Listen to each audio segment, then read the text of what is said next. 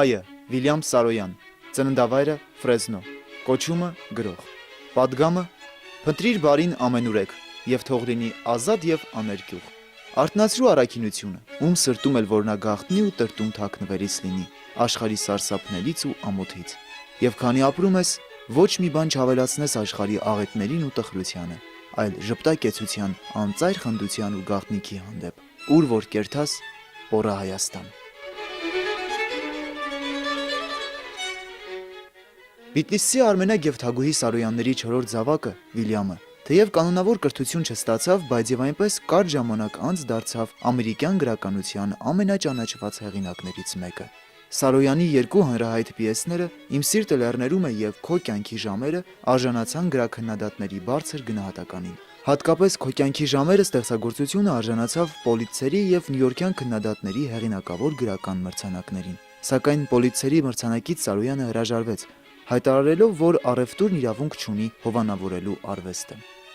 Սարոյանը շատ ինքնակենսագրական գրող է եւ իր ամբողջ կենսափորձը դարձնում էր իր գործերի նյութը։ 1942 թվականին Վիլյամ Սարոյանը զորակոչվեց բանակ։ Նրա բնորոշման պատերազմը ոչ թե ֆաշիզմի դեմ պայքար էր, այլ անիմաստ սպանդ, կատարյալ ողբերգություն։ Երբ ես ծառայում էի ամերիկյան բանակում, այնքան էի կատաղել, որ կարող էի իմ բոլոր շուրջիներին սպանել կամ ինքնասպան լինել, բայց անգամ այդ անտանելի շրջանում ես կարողացա համբերել եւ սպասել։ Ինքնասպանությունը ոչիր է, թե կյանքում մի թշնամի եմ ունեցել, դա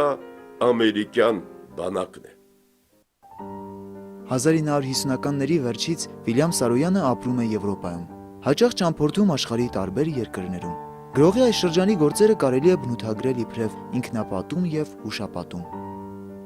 Ինքը ցորենի հասկի նման էր ամերիկյան այդ ահռելի մայրուղիների բետոնը ճեղքած, այնտեղից դուրս եկած ցորենի հասկեր հայկական։ Ինքն ասում է, չի ասում եմ գրում եմ անգլերեն, բայց աշխարհին նայում եմ հայերեն։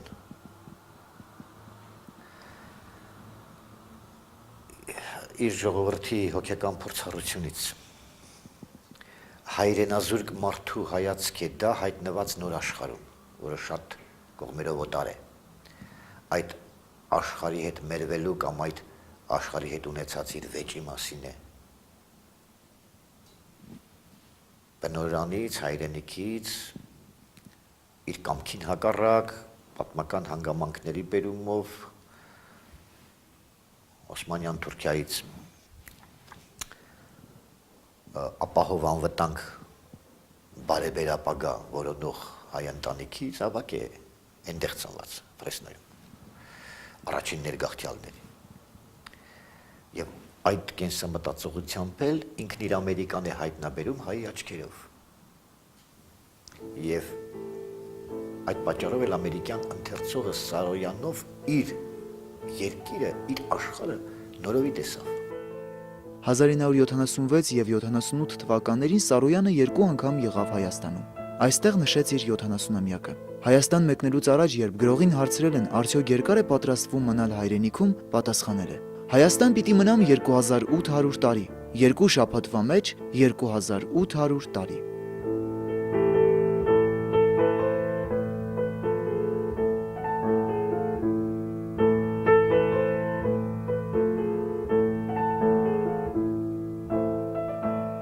Գրողների միությունում հանդիպում եղավ, առաջին հանդիպումն էր շատ համոհոտով հանդիպում էր Սարոյան երևաց իր բնավորության այդ ամբողջ հարստությամբ, ողջունեց ում ուզում էր ողջունել, ում չէր ուզում ողջունել չողջունեց, շատ հետաքրքիր բաներ պատմեց, դալիճը լեփ լեցուն էր, գրողների միության դալիճը լեփ լեցուն էր եւ դրա մեջ իսկապես ինքնաբուխ հետաքրքրություն ու սեր կար Սարոյանի եւ գրականության եւ անհատականության նկատմամբ։ Իմ ժողովրդի ազնվությունը, խիզախությունը, պարզությունը եւ ուշիմությունը հպարտություն են պատճառում ինձ։ Այդ բարեմասնությունները ճշմարիտ հայերի ժառանգությունն են, նրանք են սնուցել իմ կյանքը եւ ես երախտապարտ եմ դրա համար։ Գրող Գուրգեն Մահարու հուշերում բավականին ուշագրավ մի պատմություն ենք կարդում, կապված Վիլյամ Սարոյանի հետ։ Գրողների տանը հանդիպումը կայացավ անպատրաստից։ Անկախ այս հանգամանքից մթնոլորտը ջերմ էր։ Բիթլիսի գրող կա այստեղ, սեղմեց ձեռքը։ Շատ ուրախ եմ։ Բիթլիս կհիշես, կհիշեմ։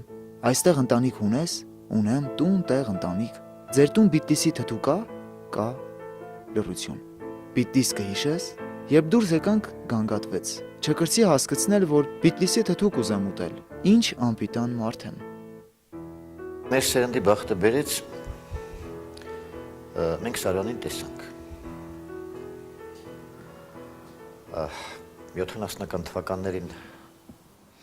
երկու անգամ առիթ ունեցանք եւ ով նրան տեսել, լսել է, իր Սարոյանը ունի, բայց շատերը նրան նմանեցնում էին Սասնա ծռերի պերսոնաժների հետ։ Ինձ համար ինքը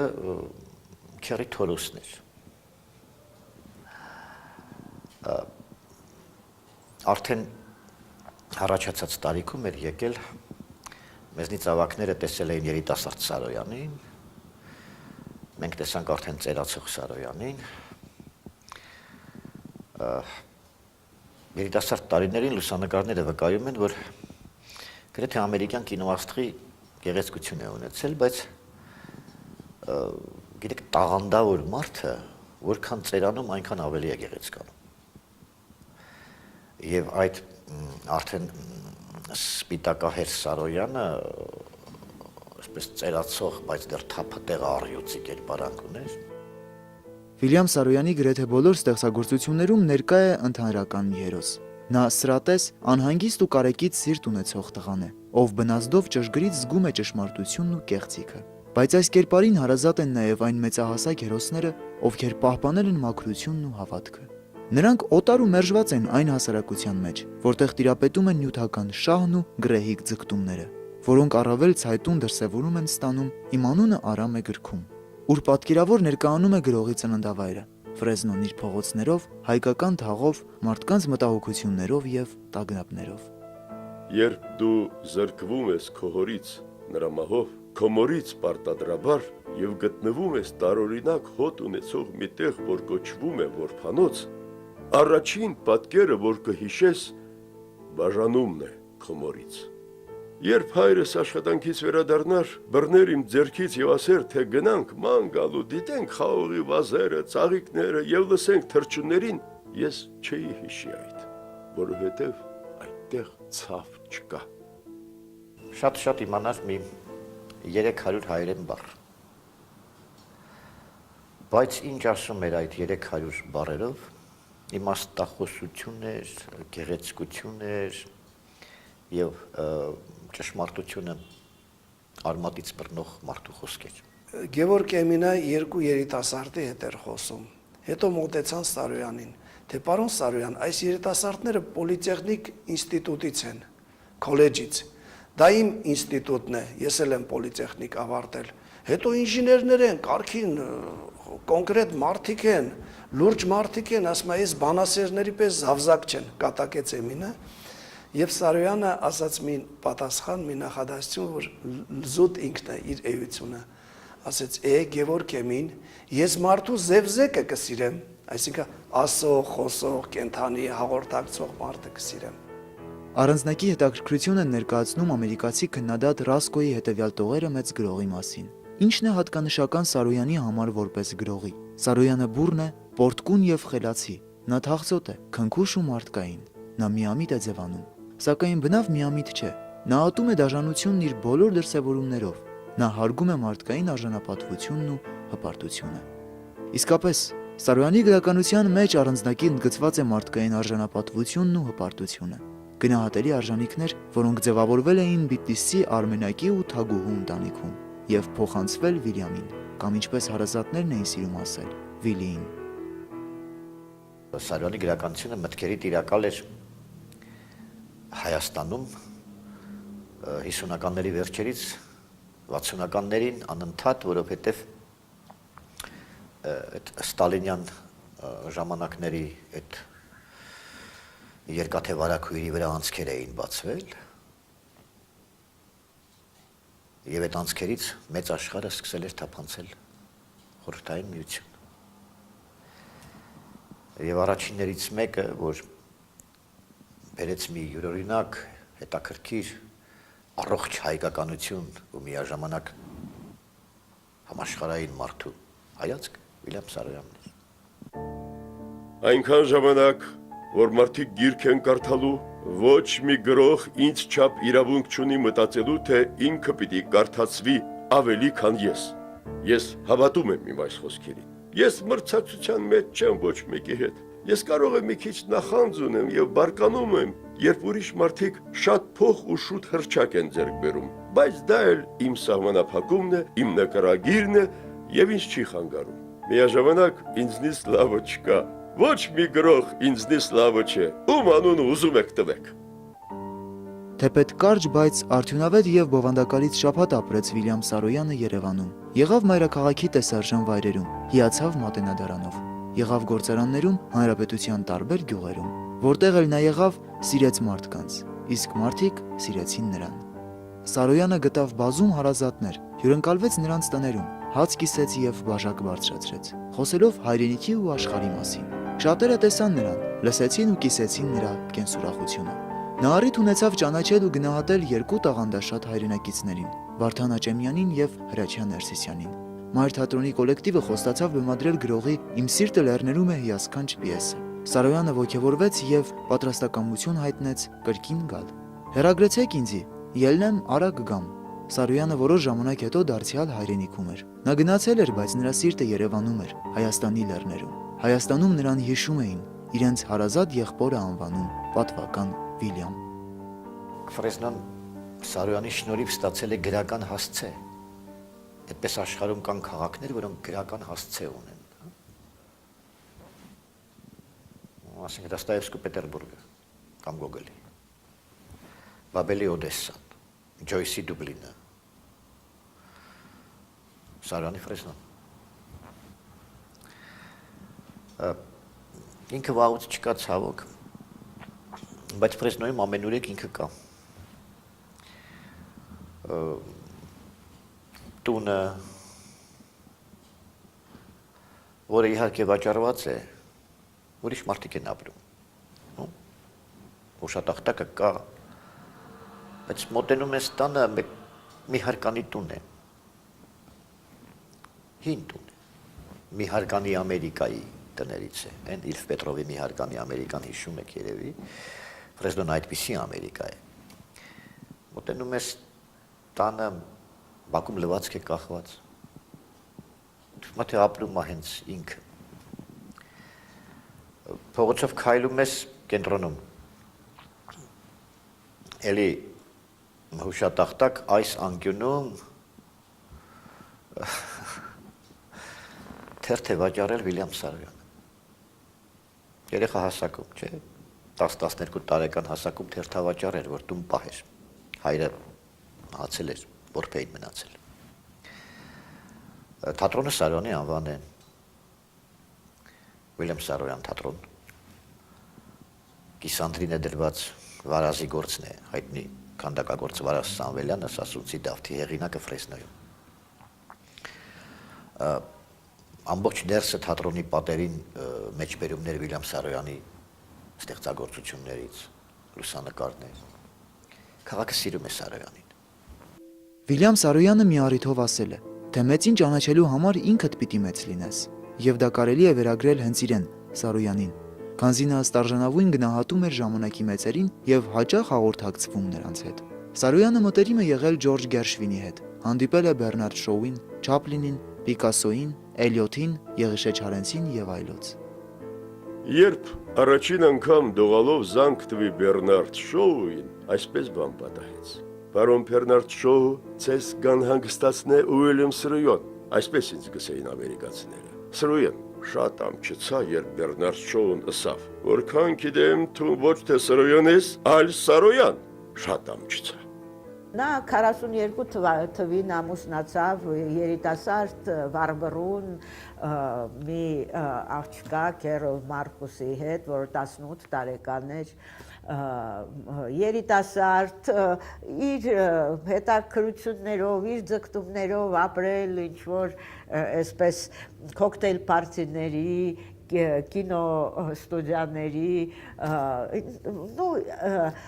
մեծ գրողի կողքին որոշ, այսպես ասած, աստրային կյանքով գուցե։ Նրանց ամուսնությունը տևեց 6 տարի։ Եղան ունեցան երկու երեխա, մեծը 43-4 թվականին Արամը տղան մեծը եւ Լուսին աղջիկը։ Վիլյամ Սարոյանի ստեղծագործությունների մեծ երկրպագուն էր նաև Մարտիրոս Սարյանը։ Գեղանկարիչը անկեղծորեն հիանում էր սարոյանական պարզությամբ ու մանկանը բնորոշ միամտությամբ։ Գույների վարպետը Սարոյանի հետ ունեցած հանդիպումներից հետո պետք է տեսներ ու գնահատեր այն, ինչ իզորու չէին անելու աշխարհի ամենահեղինակավոր գրաքննադատները։ Ահա թե ինչ ենք կարդում Մարտիրոս Սարյանի հուշերում։ Ես լիապես երջանիկ մարդ եմ համարում Վիլյամ Սարոյանին։ Անընդհատ զարմանալու ընդունակությամբ է օժտված այդ զարմանալի մարդը։ Զարմանքն ամենից ավելի ուժեղ ու հատկանշական է երեխաների մոտ, մաքուր, ազնիվ, անսահմանորեն գեղեցիկ։ Երջանիկ են այն մարդիկ, որ տարիքն առնելու հետ չեն կորցնում զարմանալու ընդունակությունը։ Սարոյանը հենց այդ մարդկանցից է։ Ուղղակի մեծ երեխա է եւ այն էլ անճարեղ։ Զարմանքով գրում է բաների մասին, որոնք թվում է այնքան հասարակ, պարզ սովորական են, որ հետաքրքրություն չեն ներկայացնում, բայց դրանց խորքում այնքան պարզ իմաստություն, փիլիսոփայություն, փիլիսոփայական վեհություն, զգացմունքների, տպավորությունների այնքան բազմազանություն եւ մեծ արվեստ հրճվանք կա։ Սարոյանը պայծառ կեսօրվա գրող է։ Իր գրականությունը ցերեկային է։ Արևը շողշողում է այդ գրականության մեջ։ Սարյանական բան ունի։ Թեպետ ինքը շատ լավ գիտեր իրական կյանքը եւ այդ կյանքի դառնությունները, ցավերը, տխրությունները, հիասթափությունները անընդհատ կան իր գրականության մեջ, բայց դրա հետ մեկտեղ իր Ջիմ Դենդի թատերախաղի հերոսի մասին ինքը ասում է, որ նա գիտեր ճշմարտությունը, բայց ավելի լավ բան էր որոնում։ Իմանալ ճշմարտությունը որոնել ավելի լավ բան, այդ որոնումը մարդուն դարձնում է կամ օգնում է, որ դառնա ավելի լավը, քան ինքը կա։ Եվ կարևոր չէ ի վերջո դու կգտնես այդ լավ բանը, թե չես գտնի, կարևորը ձգտումն է, որոնումն է, որը ինչ որտեղ այս կյանքում բարին ավելացնում է, որտեղ մյուս հերոսը իմ սիրտը լեռներում էի երեխան ասում է, աշխարհում ինչ որտեղ ինչ որ բան սխալ է։ Ուրեմն Սարոյանը այդ սխալ աշխարհի մասին պատմողն էր ավելի լավը որոնելով։ 1978 թվականի հոկտեմբերի 16-ին Երևանի պետհամալսարանի Լեբլեցուն դահլիճում արտառոց աշխուժություն էր տիրում։ Վիլյամ Սարոյան աշխարհահռչակ հայի ոգին ու ձայնն էր թևածում դահլիճում։ Գրողը հպարտությամբ խոսեց ճշմարիտ հայերի ոգեղեն հարստությունների, ազնվության, խղճի, բարության, խիզախության ու մաքրության մասին։ Հետո ուսանողներին ասաց. երիտասարդներն իմ բարեկամներն են, քանզի ինքս ալ երիտասարդ կզգամ ինձի։ Ռեկտորատում էս մրգերը, որ ինքը ճաշակում էր, վերջում հարցրեց. ասիկ իմ պատվին դրացեք, չէ, ասացին, այո, իհարկե, պարոն Սարոյան։ Թե ես ձեզ նման չեմ ամչնար եւ վերցրեց այդ պարտկառելի մարդը եւ տանց եւ խնձոր լցրեց բոլոր գրպանները։ Այսպես Սարոյանն է։ Աշխարհում չեմ տեսնում այնպիսի ուժ, որը ի վիճակի լիներ ավերելու այս ազգը, որն իր մղած մարտերում հաղթել է եւ տանուլ տվել, որի գոյատևումը քանդվել, խախտվել է, որի գրականությունը դերևս չի ընթերցվել, որի երաժշտությունը դերևս չի ունկնդրվել, իսկ աղոթքներն էլ մնացել են անարձագանք։ Շարունակեցեք ավերել այս ազգը, ավերեցեք Հայաստանը, անապատներ քշեք հայերին իրենց օջախներից, թողեք նրանց առանց հացի ու ջրի, այրեք նրանց տներն ու եկեղեցները եւ ապա տեսեք արդյոք նրանք չեն ծիծաղի կրկին, տեսեք թե նրանք կրկին չեն երգի ու աղոթի, որովհետեւ երբ երկու հայ հողագնդի վրա որևէ տեղ հանդիպեն, տեսեք թե նրանք չեն կերտի նոր Հայաստան։ Հին ընկերներից մեկը մոլդավացի գրող, բավական հայտնի Մոլդավիայում շատ ընթերցվող դեռ հին տարիներին։ Մի անգամ մեր զրույցներից մեկի ժամանակ ինձ ասաց, որ Սարոյան ընթերցելիս ասաց, ես ինձնից անկախ դառնում եմ հայ։ Կարդալու ընթացքում ես հայ եմ դառնում։ Սկսում եմ այդպես մտածել, այդպես զգալ։ Դեք ինչ գրականության հիպնոսն է։ Եվ իսկապես Սարոյանը մոտեցնում է, մեզ է մոտեցնում մեր էությանը և մեզ չիմացողներին է մոտեցնում մեր էությանը։ Այդ պատճառով էլ երևի նախորդ հարյուրամյակի ամենակարևոր, ամենահետաքրքիր, ամենաթանկ հայերից մեկն է։ Վիլյամ Սարոյանը, երբ վերջին անգամ Հայաստանում էր, մի օր Վահագն Դավթյանի հետ զրուցելիս ասել է. «Վարպետ Մարտիրոս Սարյան չի կա, Հրաչյան Ներսիսյան չի կա, Վարդան Աճեմյան չի կա, ու շատ տխուր եմ»։ Մեծանուն գրողն իր մահկանացուն կնքեց 1981 թվականին, Ծննդավայր Ֆրեզնոյում, նախապես կտակելով, որ իր աճյունից մի բուր տեղափոխվի Հայաստան։ Այժմ նա ննջում է վարպետ Մարտիրոս Սարյանի, Հրաչյան Ներսիսյանի, Աճեմյանի և մեր մյուս մեծերի կողքին։ Հայրենիքում, մեր մեծերի պանթեոնում այսօր էլ սարոյանական համանվագի մեջ պղնձե փողեր են ղողանջում, որ ասես անվերջ կրկնում են, իմ սիրտը լեռներում է։ Այստեղ լսվում է բարության ձայնը, գթության բարբառն ու ցավի շշուկը, որոնք գալիս, միահյուսվում ու փոխվում են մինչ այդ աշխարհում չլսված մի զարմանալի մեղեդու։ Ծնցղաններն այստեղ հպարտորեն հնչեցնում են սարոյանական պատգամը, ուր որ կերթաս, պոռա Հայաստան։